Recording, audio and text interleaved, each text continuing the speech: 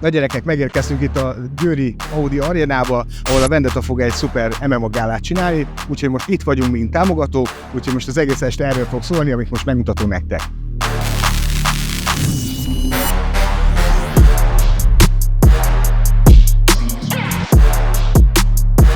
Megérkeztünk ide a ringhez, nagyon izgalmas lesz ez a mai este.